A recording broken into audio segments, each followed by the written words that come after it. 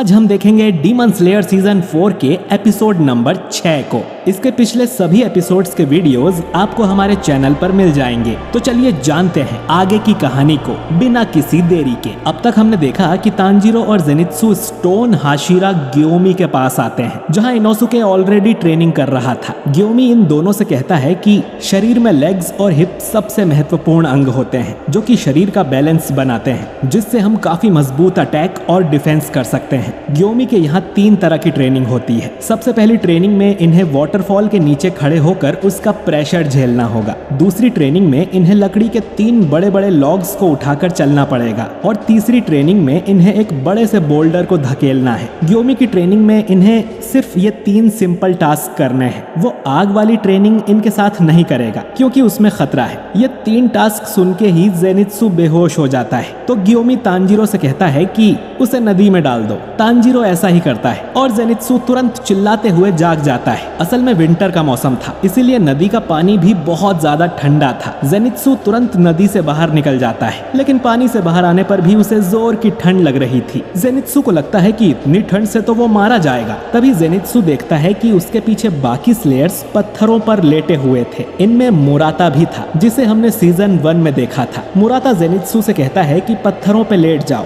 वो गर्म है। ये सुनते ही जेनित्सु बिजली की तेजी से एक पत्थर पे जाके लेट जाता है। पत्थर पर लेटने से जेनित्सु को बहुत अच्छा लगता है, जैसे वो अपनी माँ की गोद में लेटा हो, और उसके आंसू निकल जाते हैं। तांजीरो वाटरफॉल की तरफ जाने लगता है और उसे भी पानी काफी ठंडा लग रहा था। तांजीरो देखता है कि इनोसुके अब भी झरने के नीचे खड़ा था। उसे देख तांजीरो को थोड़ा मोटिवेशन आता है। फिर वो नोटिस करता है कि इनोसुके ने मंत्र का जाप करना बंद कर दिया है। तांजीरो को लगता है कि इनोसुके खड़े खड़े ही मर गया। वो तुरंत उसे नदी से बाहर लाता है और सीपीआर देके उसे होश में लाने की कोशिश करता है। इनोसुके होश में आकर तांजीरो का नाम मांजीरो बुलाता है। इसके बाद तांजीरो झरने के नीचे खड़ा होने जाता है, जो कि बहुत मुश्किल था। मुराता तांजीरो से कहता है कि वो नेम्बुत्सु मंत्र का जाप करता रहे, इससे उसे फोकस करने में आसानी होगी और लोगों को पता चलता रहेगा कि वो होश में है। तांजीरो अब ऐसा ही करता है और बार बार मंत्र पढ़ने लगता है। कुछ देर में तांजीरो भी गर्म पत्थर पे जाके लेट जाता है और कहता है कि झरने का पानी उसे सुई की तरह चुभ रहा है। इतनी ऊंचाई से गिरने की वजह से पानी भी उसे बहुत भारी लग रहा था, जैसे उसकी गर्दन ही टूट जाएगी। मुराता कहता है कि तुम और वो सुअर के सिर वाला बहुत कमाल के हो, क्योंकि मुराता ने झरने के नीचे जाने में ही एक पूरा दिन लगा दिया था और अब भी वो आधे घंटे से ज्यादा खड़ा नहीं रह पाता। लेकिन वो ये ट्रेनिंग 10 दिन से कर रहा है, इसीलिए अब वो लकड़ी उठाने वाला टास्क करेगा। इसके बाद तांजीरो सभी के लिए मछली पकाता है। मछली खाते हुए इनोसुके कहता है कि ये पत्थर वाला हाशिरा तो कमाल का है, उससे पहली बार मिलने पर ही मैं डर गया था। तांजीरो देखता है कि इनोसुके मछली के साथ साथ मछली के सारे कांटे भी खाता है और अब तक वो ऑलरेडी 10 मछलियां खा चुका था। इनोसुके आगे कहता है कि इसमें कोई शक नहीं कि ग्योमी पूरे डीमन स्लेयर कॉर्प्स में सबसे ताकतवर है। तांजीरो कहता है कि उसे भी यही लगता है, क्योंकि ग्योमी की सेंट बाकी हाशिरा से काफी अलग है और शायद उसने अपना डीमन स्लेयर मार्क भी मैनिफेस्ट कर लिया होगा। पर जेनित्सु कहता है कि मुझे ऐसा नहीं लगता, वो बूढ़ा आदमी खुद भी उस बोल्डर को नहीं धकेल सकता होगा, वो बस हम जैसे मासूम बच्चों को परेशान कर रहा है। और तभी जेनित्सु देखता है कि ग्योमी उससे भी बड़े बोल्डर को धकेल कर ले जा रहा था, जो देख सब हैरान हो जाते हैं और ग्योमी उसी मंत्र का जाप कर रहा था। तांजीरो कहता है कि ग्योमी कितने कमाल के हैं, क्या मैं भी उनकी तरह बन सकता हूँ? ये सुन जेनित्सु भड़क जाता है और तांजीरो को मारते हुए कहता है कि तुम पागल हो क्या? अपना और उसका साइज देखा है? वो आदमी एक भालू के जितना बड़ा है, तुम उसके सामने बौने हो, तुम कभी उतने स्ट्रॉन्ग नहीं बन सकते।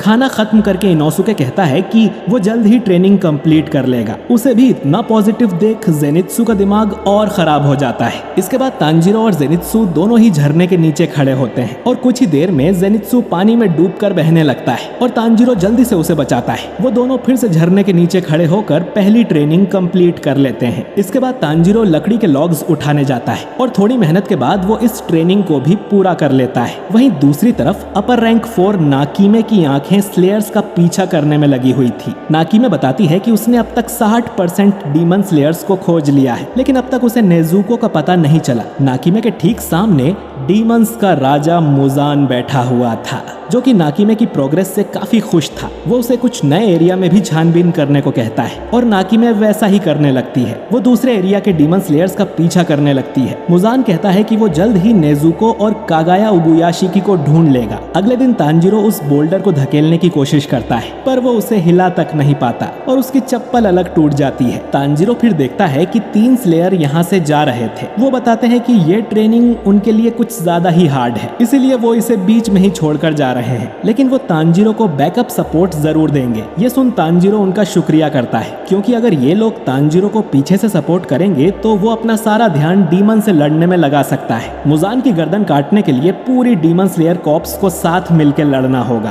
तांजिरो इसके बाद फिर से बोल्डर को धकेलने में लग जाता है। लंच में तांजिरो सबके लिए ओनिगिरी बनाता है, जो कि बाकी स्लेयर्स को बहुत पसंद आती है। मुराता कहता है कि ये ट्रेनिंग करने से उसे समझ आ गया है कि हाशिरास के पास कोई साइड किक क्यों नहीं है जो कि हाशिरा के बाद उनकी जगह ले सके। हाशिरास की ट्रेनिंग ही इतनी हार्ड होती है कि कोई उनके पास नहीं टिक पाता। जैसे जेनित्सु को ही देख लो, ट्रेनिंग की वजह से बेचारे की हालत खराब हो गई है। हाशिरास सच में कमाल के होते हैं और उनकी ट्रेनिंग अलग ही लेवल की होती है। इसके बाद सभी तांजिरो के खाने की तारीफ करने लगते हैं, जिस पर तांजिरो बताता है कि आखिर वो एक कोयले बेचने वाले का बेटा है। अच्छा खाना पकाने के लिए आग को कंट्रोल करना पड़ता है। इसके बाद वो सभी को ग्रिल्ड ओनिगिरीज खिलाता है, जिसे खाकर सबको अपने घर की याद आ जाती है, जैसे वो अपनी माँ के हाथों से बना खाना खा रहे हों। ये सब सुन तांजिरो को भी अपने परिवार की याद आने लगती है। करीब 6 दिन बीत जाते हैं, लेकिन तांजिरो अब भी उस बोल्डर को नहीं हिला पाया था। वो जमीन पर लेटकर सोचने लगता है कि वो क्या गलत कर रहा है। डीमंस कभी भी हमला कर सकते हैं, तो उसे जल्दी ट्रेनिंग पूरी करनी होगी। तभी ग्यान्या यहाँ आता है और तांजिरो से कहता है कि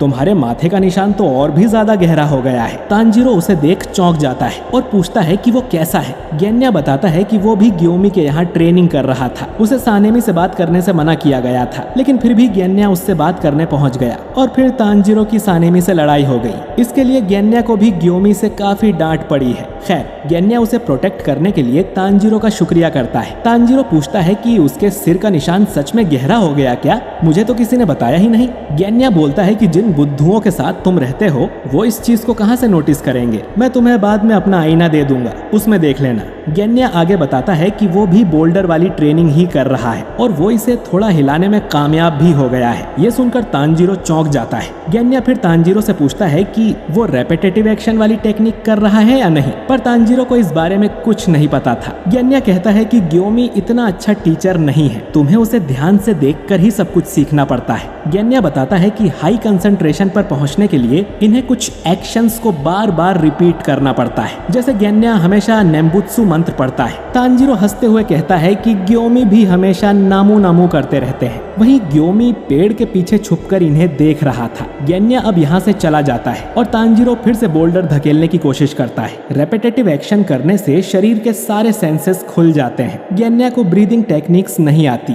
लेकिन रेपिटेटिव एक्शन करने से वो भी इस बोल्डर को हिला सकता है। इस टेक्निक को एक्टिव करने के लिए ग्यान्या और ग्योमी एक दुख भरी मेमोरी को याद करते हैं, जिससे उन्हें बहुत गुस्सा आता है। इससे उनके शरीर का तापमान और दिल की धड़कन बढ़ जाती है। शाम हो गई थी और तांजिरो सबके लिए डिनर बनाने में लग जाता है। ग्यान्या भी उसकी मदद करने आता है और पूछता है कि तांजिरो सबसे ज्यादा इमोशनल कब होता है, और तांजिरो कुछ याद कर शांत हो जाता है, जिसके लिए ग्यान्या उससे माफी मांगता है। उसे यकीन था कि तांजिरो ये कर लेगा। अगली सुबह तांजिरो फिर से बोल्डर के पास जाता है। सबसे पहले वो अपने मरे हुए फैमिली मेंबर्स को याद करता है और फिर रेंगोकू की कही बात को दोहराता है कि अपने दिल की अग्नि जलाए रखो। इससे तांजिरो का डीमन स्लेयर मार्क मैनिफेस्ट हो जाता है, लेकिन फिर भी तांजिरो बोल्डर को नहीं हिला पाता। तभी जेनित्सु और इनोसुके भी यहाँ आ जाते हैं। असल में तांजिरो 1 घंटे पहले ही ट्रेनिंग करने आ गया था। तांजिरो अब फिर से उसी प्रोसेस को बार बार दोहराता है, जिससे उसके शरीर में बहुत ताकत आ जाती है और डीमन स्लेयर मार्क भी प्रकट हो जाता है। इसके बाद तांजिरो धीरे धीरे उस बोल्डर को धकेलने लगता है, जो देख इनोसुके और जेनित्सु हैरान थे। तांजिरो अब बिना रुके उस बोल्डर को धकेलता ही जाता है। वहीं दूसरी तरफ मुजान सोच रहा था कि अब मुझे क्या करना चाहिए।